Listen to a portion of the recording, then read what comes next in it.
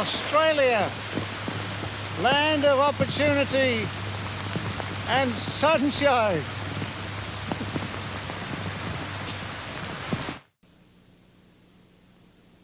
Australia, it's so big, about the size of Europe.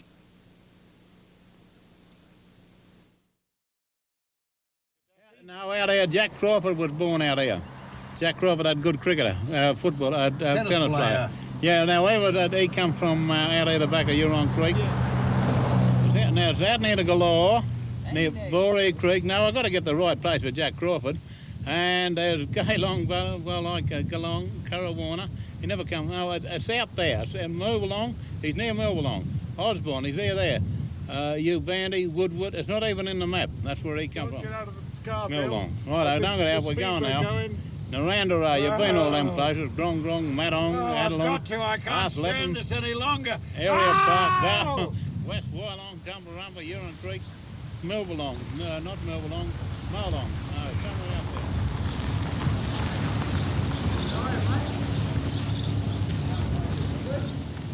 Not surprisingly, Bones decided he needed a drink. So did we. So we stopped off in Grong, the small town in the heart of wheat country. Grong?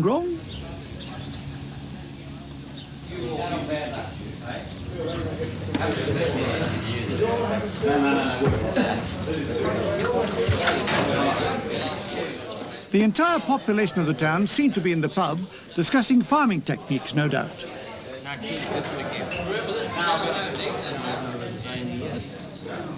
The one thing, Rick, about this country is wherever you go, you can get a good yarn out of anybody, believe me. We were with a drover this morning. I've never seen him in my life before. In a couple of minutes, we were having a yarn. A good yarn. Good, funny stories about him and his dogs and his sheep here. Yeah, that's for sure. We had a drover in here a couple of years ago. Can't be drovers. We was in this hotel. What happened? He walked in and he said, "Christ, this is a dead old place, you know." And I said, "Yeah." I said, "We're all just about buggered, mate." I said, "Just finished harvest, you know." I said, we're just starting to celebrate, letting the herd down. He said, "I might liven the place up a bit." So away he goes. Comes back in, and he's got this bag with him, just an ordinary chaff bag. And we're sitting there having a drink, and the next minute this bloody great brown snake starts wriggling around the bar. So me cry, liven the place up. There was one bloke sitting with us, Rody Walser sitting here. He smashed 3 bloody stools trying to kill the snake. I liven the place up. I'd love to do it in a London pub. My God, you wouldn't see the houses for dust, would you? Oh, dear.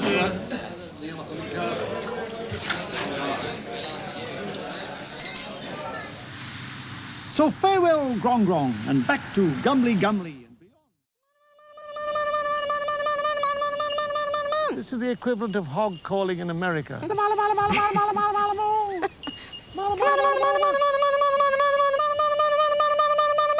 The rough translation of this is, where the bloody hell are you?